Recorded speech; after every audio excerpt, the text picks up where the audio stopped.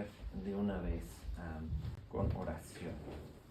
Nuestro Dios y Padre Santo, gracias te damos por toda tu fidelidad para con nosotros, por tu misericordia y bondad, por el gran don que es poder estar aquí en un día hermoso con nuestros amigos y hermanos en Cristo, adorando tu nombre, aprendiendo más de la sana doctrina. Pedimos que en este tiempo de estudio, de reflexión, tú nos ayudes a honrarte por tomar la doctrina como algo importante, algo que nos ayuda a vivir de una manera que te agrada, pero también, Señor, de disfrutar del compañerismo, del fortalecimiento que recibimos por el ejemplo, por las oraciones, por el apoyo de nuestros hermanos en Cristo también.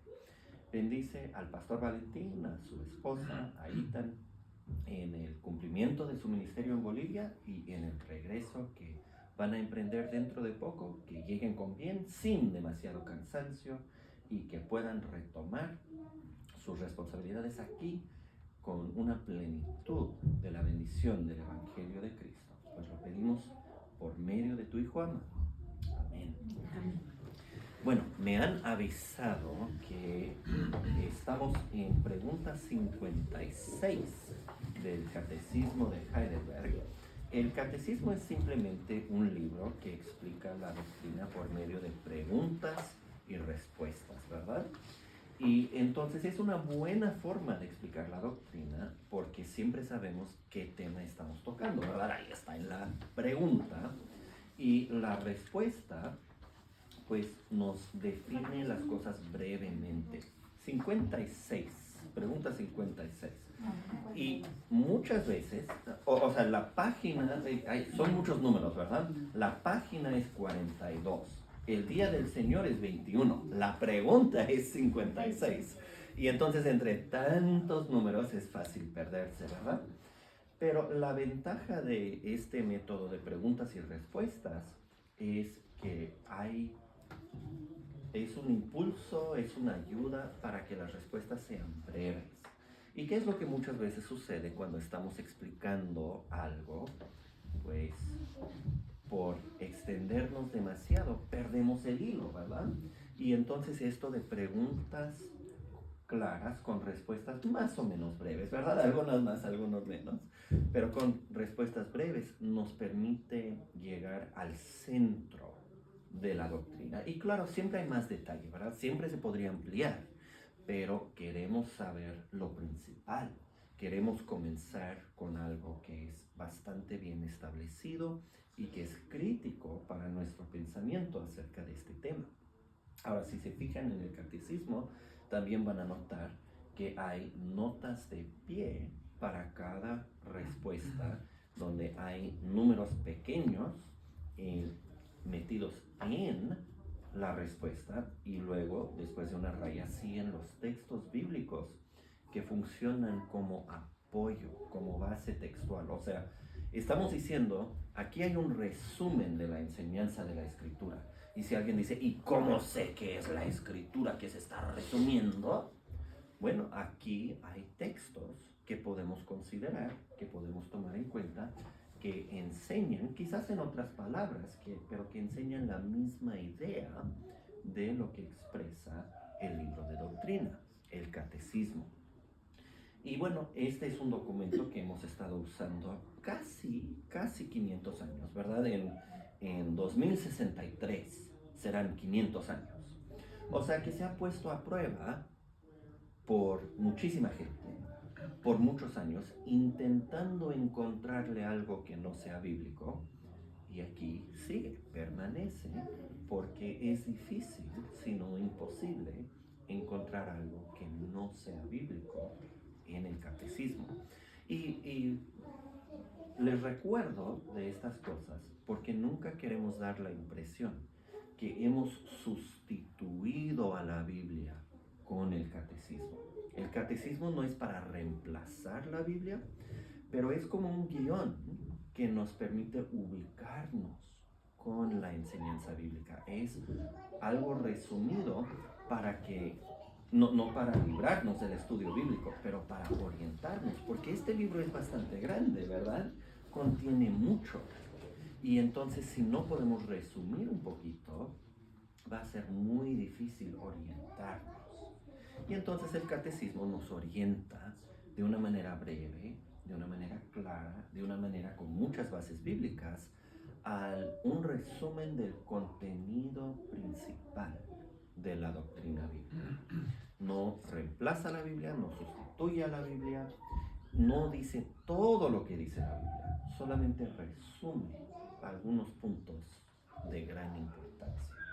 Bueno, con todo eso en mente, vamos a leer pregunta 56. Yo voy a leer la pregunta y todos juntos podemos decir la respuesta. Pregunta 56. ¿Qué crees acerca del perdón de pecados? Que Dios, por amor a la satisfacción de Cristo, no recordará más mis pecados ni la naturaleza pecaminosa con la que tengo que luchar durante toda mi vida, sino que por su gracia me imputa la justicia de Cristo para que nunca más sea condenado. Bueno, aquí, hermanos, vamos a intentar profundizar un poquito, pues dialogando, haciendo nuestras propias preguntas y respuestas, ¿verdad? Y lo primero es simplemente qué entendemos con la palabra perdón. Cuando yo perdono a una persona, ¿qué es lo que he hecho? Olvidar el agravio que se nos hizo. Ok. Olvidar es una buena palabra en un sentido, pero ¿eso quiere decir que tengo que borrar la memoria? No. Entonces, anular, ok, es una buena palabra, como que lo cancelamos, ¿verdad? Y entonces, una manera de pensarlo es, bueno, normalmente, ¿cómo nos portamos con los demás? Pues los tratamos conforme vemos que ellos nos tratan, ¿verdad? Y entonces, si nos hacen un mal, pues les devolvemos el mal. O dos a veces, ¿verdad? Dependiendo de qué tan peleoneros somos, ¿verdad? A veces nos pasamos y exageramos más. Pero eso quiere decir, ¿qué cosa? Eso quiere decir que la otra persona hasta cierto punto me controla. Pongamos por cualquier motivo. Ellos quieren que yo les pegue, pues vienen, me pegan y ¡zas! Les doy, ¿no? Ellos me controlaron. Y si respondemos a la gente conforme ellos nos tratan, pues siempre somos vulnerables, por lo menos, a ser manipulados. Pero si los tratamos como enseña la Biblia, si tratamos a los demás como nos gustaría ser tratados, si perdonamos ofensas, ya ellos no nos controlan, sino que nos controla el Espíritu de Dios. Bueno, ¿qué prefieren? ¿Ser controlado por los enemigos o por el Espíritu?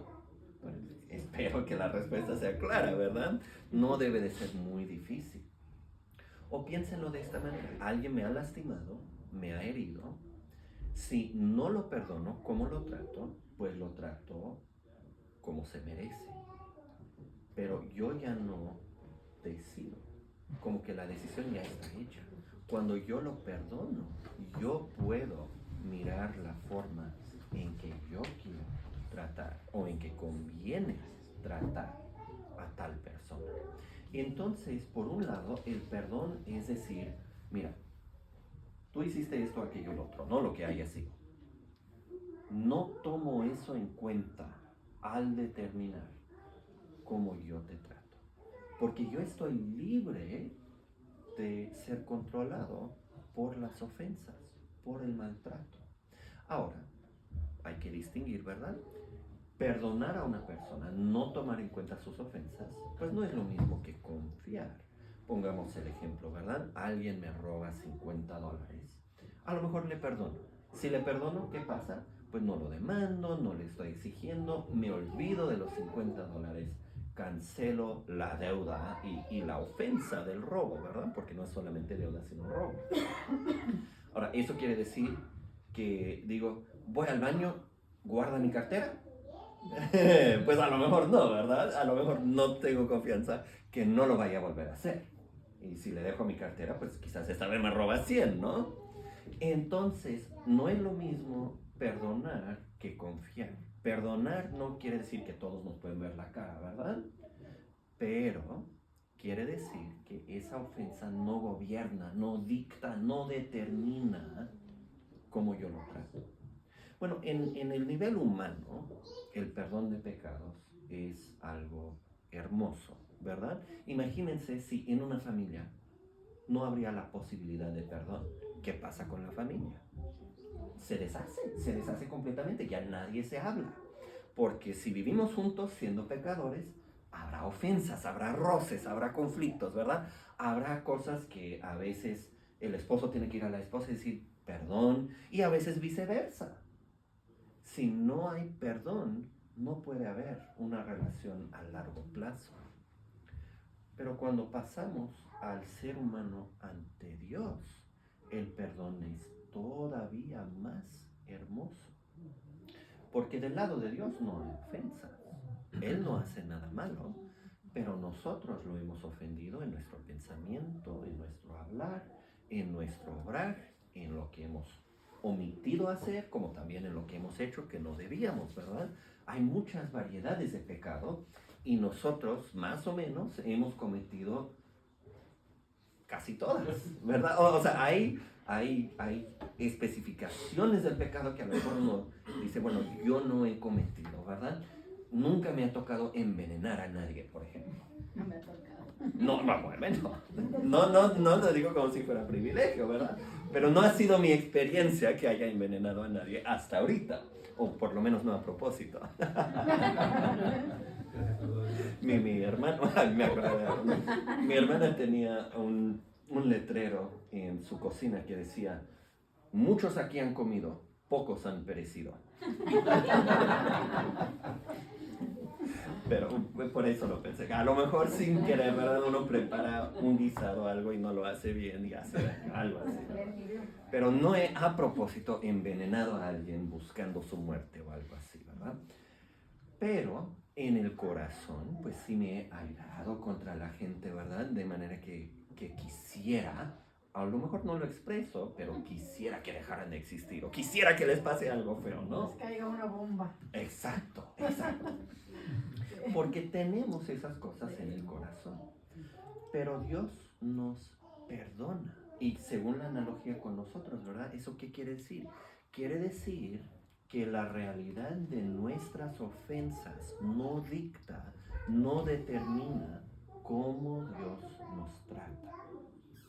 Ahora, eso puede levantar una pregunta también. Pero si Dios es el juez, si Dios es justo, ¿cómo es que puede no castigar una ofensa? ¿Cómo es que puede soltar la justicia en mi caso y yo no reciba mi merecido?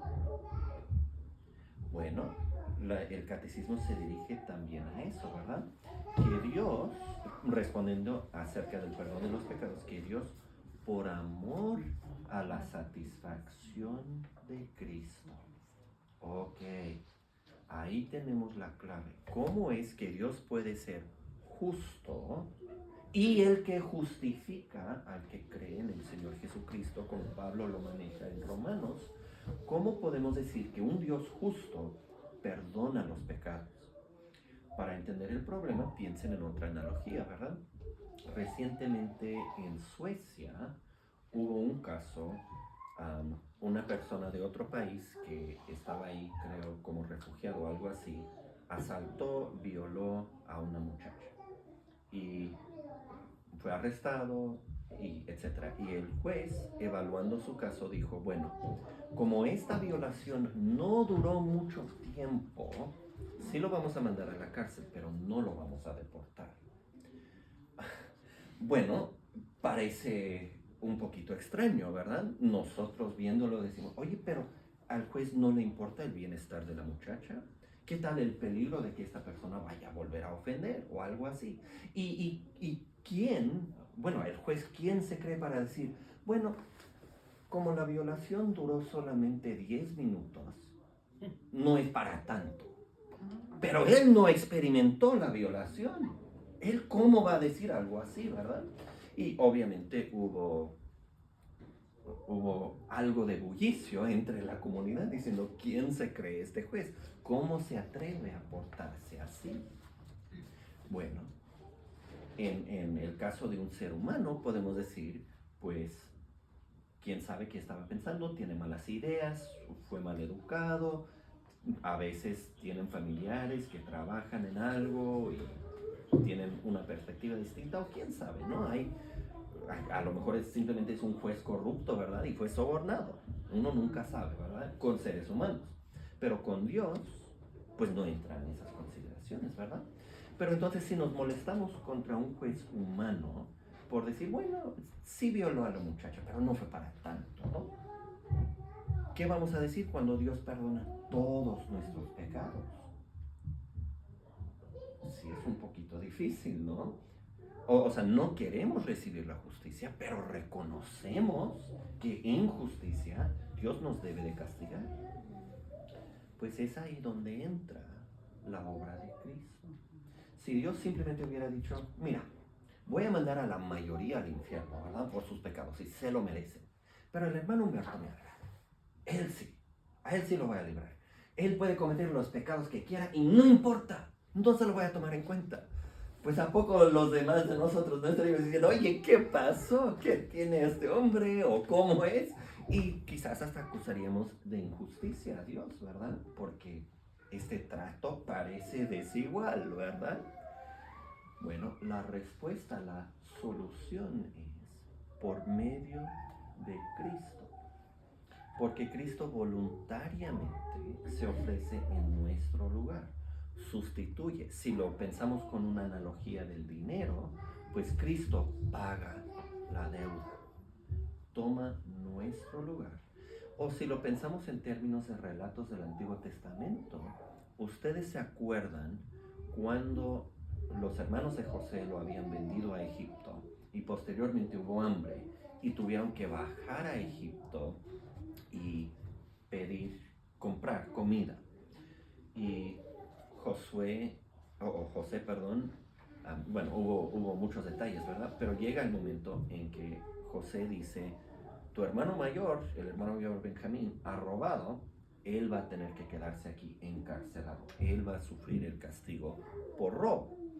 Y otro hermano, Judá, se acerca y dice, mira, si el hermano se queda aquí, mi papá ciertamente va a morir, ¿verdad? Ha estado muy angustiado con que este muchacho viaje y etcétera, ¿no? Y entonces dice, yo me quedo en su lugar. Se ofrece como sustituto, ¿verdad? Judá no era quien había robado, tampoco Benjamín, pero ese es otro detalle, ¿verdad? Era una manera en que José estaba probando el corazón de sus hermanos, porque como ellos lo habían vendido a la esclavitud, pues tiene que recuperar un poquito la confianza si han llegado a ser gente de bien o no. Pero Judá se ofrece como sustituto para Benjamín. Bueno, en eso es una figura de Cristo. Cristo viene y se ofrece como sustituto para nosotros. Y entonces vive una vida de justicia perfecta. Muere la muerte de un pecador maldito por Dios. Maldito es todo aquel que es colgado en un madero, dice Deuteronomio. ¿Y Cristo dónde fue colgado? En un madero, en una cruz hecha de madera. Y entonces, ¿cómo es que el santo, el inmarcesible, el perfectamente inocente, completamente justo, cómo es que él muere con la maldición de Dios? Y esto se manifiesta de varias maneras. Se manifiesta porque estaba colgado en la cruz, pero se manifiesta también porque ¿qué corona tuvo? Una corona de espinas. ¿Ustedes se acuerdan de dónde vienen las espinas? Cuando Adán y Eva primero pecaron y Dios le dijo a Adán, la tierra es maldita por tu causa, producirá espinas. O sea, la corona de Cristo es la maldición sobre la creación. Está colgado en un madero, que era una muerte maldita, y aparte el sol se oscurece durante su muerte, manifestando, ¿verdad?, que Dios había apartado su favor, que la ira de Dios estaba cayendo sobre nuestro Señor Jesucristo. Bueno, si el Señor Jesucristo no se hubiera ofrecido, diríamos, es injusticia todavía peor, ¿verdad? Pero voluntariamente, Él se pone en nuestro lugar. Y entonces, en la muerte de Cristo, yo puedo ver lo que yo me merezco, pero puedo ver que lo que yo merezco, de castigo, de penalidad, cae sobre otro. Eso es lo que el catecismo quiere decir cuando dice que Dios, por amor a la satisfacción de Cristo, la satisfacción de Cristo es su obra en nuestro lugar para apaciguar la ira de Dios, para satisfacer la ley, para expiar nuestra culpa y para reconciliarnos con Dios. Entonces Dios no es injusto al perdonar porque el pecado ha sido castigado, pero en Cristo y no en mi persona, gracias a Dios. Bueno, entonces por la obra de Cristo, Dios dice, no recordará más mis pecados. Y no es, Dios todo lo sabe, ¿verdad? Dios es incapaz de perder información. Pero cuando dice que no lo recuerda o cuando dice que lo avienta en el mar o algo así, como el Salmo 103 y capítulos en Isaías hablan de que Dios quita nuestro pecado de nosotros, ¿verdad? Que ya no lo recuerda, que ya no lo trae a la memoria. Quiere decir que no lo toma en cuenta. No es un factor en cómo se relaciona con nosotros. Y eso se aplica a los pecados que ya cometí, ¿verdad? Pero también se aplica a la naturaleza pecaminosa que todavía tengo. Pablo dice, en mí, es decir, en mi carne, no mora el bien. Pero no por eso deja de ser perdonado. Entonces, no es el caso, Dios nos perdona y dice, pero si lo vuelven a cometer, ni modo, vamos a revocar el perdón. El perdón no se revoca, porque la obra de Dios es perfecta. Ahora, si tomamos eso y digo, bueno, como Dios ya me perdonó todo, ahora sí estoy en libertad de pecar cuanto quiera. Pues eso que manifiesta. Manifiesta un corazón mal agradecido, manifiesta una falta de amor hacia Dios, manifiesta que todavía tengo la idea pagana que el pecado es el placer y la santidad es lo difícil, lo pesado. Y no es así. Una persona que ve con ojos renovados dice, el hecho que batallo para dejar de pecar, esa es mi tristeza. Y vivir en santidad, ese es el privilegio, eso es lo maravilloso. Y entonces si yo digo, bueno, porque Dios me perdona, estoy libre para pecar, eso simplemente manifiesta que yo no conozco a Dios y que por lo tanto puedo concluir que Dios no me ha perdonado. Entonces nunca podemos decir, bueno, por el perdón estoy libre para pecar. Cristo nos salva de nuestros pecados, no en nuestros pecados, ¿verdad? Como muchas veces se maneja. Entonces Dios no toma en cuenta los pecados ya cometidos, la naturaleza pecaminosa con la que tengo que luchar, pero al contrario, y aquí también hay una palabra un poquito difícil, me imputa la justicia de Cristo. ¿Qué quiere decir imputar? Agregar, conceder, atribuir. Atribuir, exactamente, hermana.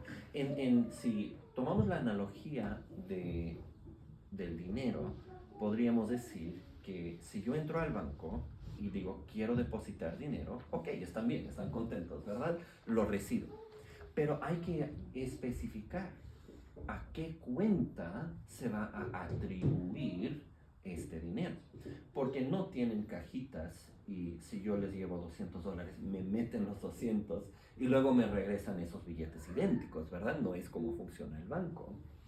Ellos tienen su cierta cantidad de dinero, pero mayormente tienen un récord del dinero y entonces cuando yo pido lo mío, pues saben cuánto me corresponde. Entonces la computadora, ya en el caso de los bancos contemporáneos, ¿verdad? La computadora me atribuye, este es tu número de cuenta y esto es cuánto dinero tienes en tu cuenta.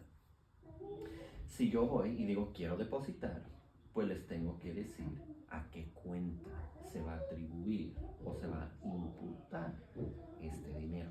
Bueno, con Cristo obviamente no estamos hablando del dinero, pero estamos hablando de un concepto parecido. La justicia que es de Cristo se atribuye a mí, es puesta a mi cuenta. El castigo que sufrió Cristo es como si yo lo hubiera sufrido porque se me es imputado o atribuido. Y eso lleva a que digamos que la justicia por la cual somos justificados delante de Dios no es la justicia propia, no es por lo que yo he hecho, no es por mi obediencia o mi arrepentimiento o algo así. Es una justicia ajena. Es la justicia de Cristo atribuida a mi cuenta. Y si no fuera así, ¿cómo podría llegar a la medida de la perfección de la ley de Dios? El Salmo 143 dice, si Dios se fija en iniquidades, en maldades, ¿quién podría estar en pie? Y la respuesta obvia es nadie, menos el Señor Jesucristo, ¿verdad? Pero si la justicia de Cristo es mi justicia en la cuenta de Dios, ahora sí se puede decir que he cumplido no en mi propia persona, pero por mi sustituto, por mi representante, por el Señor Jesucristo. Y entonces cuando Dios borra nuestros pecados, cuando nos da la entrada al cielo y a la vida eterna, Dios no comete injusticia, porque la obra de Cristo, la perfección de esa obra, satisface todo lo que la justicia podía exigir. Ahora, una palabra de aplicación, ¿verdad? Si la justicia de Cristo es puesta a nuestra cuenta, ¿cuánta condenación sigue habiendo para nosotros? Ninguna, ¿verdad? Y es lo que dice, para que nunca más sea condenado. Y bueno, están resumiendo de varios textos, pero hay un texto que podemos resaltar aquí. En la lista que ven ahí está 1 Juan 2:2, 2 Corintios 5, Romanos 7, Salmo 103, Jeremías 31 y llegamos a Romanos 8, que es el texto que me gustaría resaltar. Y ahí dice, ahora pues, ninguna condenación hay para los que están en Cristo Jesús, los que no andan conforme a la carne, sino conforme al Espíritu. Y sigue con algunos versículos más, pero vamos a detenernos para apreciar, para valorar lo que se dijo aquí. Muchas veces nosotros sentimos, bueno, ahora en Cristo no hay mucha condenación, pero sí hay un poquito. Pero la Biblia dice, no hay ninguna condenación. A veces caemos en el pecado, alguna tentación nos gana por ignorancia o por confusión, por cansancio, por sorpresa, por lo que sea. Dicen, ay, ya no me puedo acercar a Dios, ya Dios me quiere condenar. Ninguna condenación hay. Ahora, eso no es por decir, vayan y cometan más pecados, ¿verdad? Obviamente no. Pero cuando sentimos ese, no puedo acercarme a Dios, no puedo orar, no puedo convivir con otros creyentes, no puedo asistir a la iglesia porque soy muy pecaminoso, ninguna condenación hay. Dios no lo toma en cuenta. O decimos, bueno, después de que yo haga algo para satisfacer o para que se borre la memoria de mi pecado, ahora sí voy a estar bien, ¿verdad? Y entonces como que nosotros mismos nos castigamos. Fallamos en algo y decimos, bueno, para recuperar la falla, para restaurar lo perdido, pues ahora sí me voy a esforzar más en otra cosa, ¿verdad? Y entonces alguien comete algún pecado entre semana y el domingo echa más a la ofrenda. Bueno, está bien que echen más a la ofrenda, ¿verdad? Nadie les va a decir que están echando demasiado a la ofrenda, pero, si lo hacen con el motivo de que voy a pagar una multa para lavar mi récord de esta semana, está mal. Está mal, no el hecho de aventar, pero la actitud con la que se hace. Dios ama al dador alegre, no el dador que está intentando sobornarlo para que no tome en cuenta algún pecado. O podemos decir, bueno, no me salió muy bien la predicación, voy a recuperar esa pérdida visitando más en los hospitales. Bueno, si pequé en falta de preparación o por descuido en la predicación o lo que sea, ok, me puedo arrepentir de eso. Y si quiero ir al hospital a visitar a la gente, pues qué bueno, ¿verdad? Que vaya. Pero que no relacione las dos cosas como diciendo, pues voy a suplementar mi falta de justicia perfecta con visitas adicionales o lo que sea. son solamente ejemplos, ¿verdad? Y el caso de cada uno es distinto. ¿Por qué? Porque eso es pensar que la justicia de Cristo no es suficiente.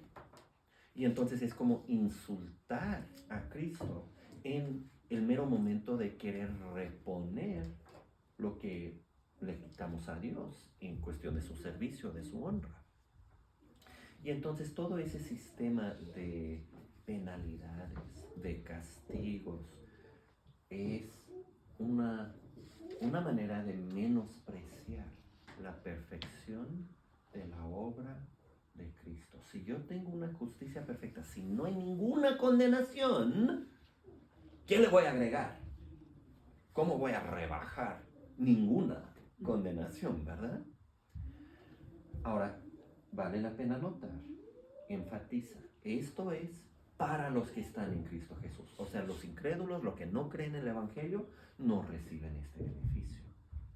Y los que están en Cristo Jesús tienen esta característica, no hay ninguna condenación para ellos, pero también tienen la característica que no andan conforme a la carne, sino conforme al Espíritu.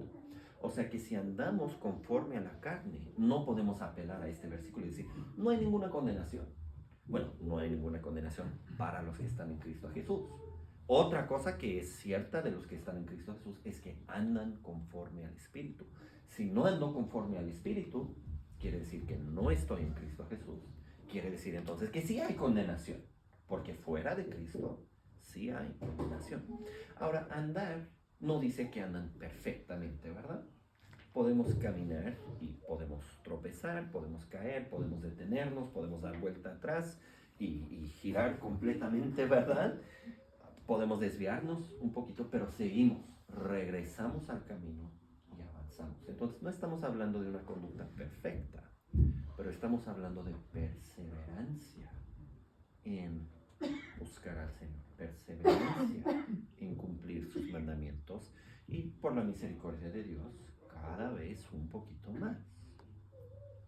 Bueno, entonces, ¿qué creemos acerca del perdón de pecados?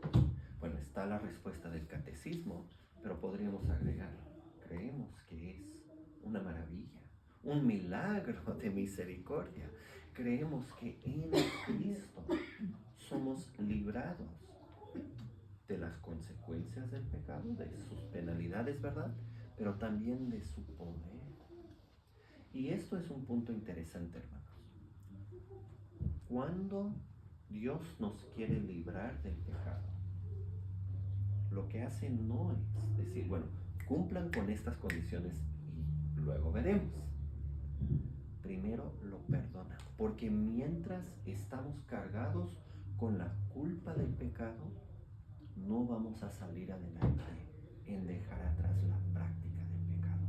El pecado nos encadena, nos esclaviza en parte por ese sentimiento de culpa.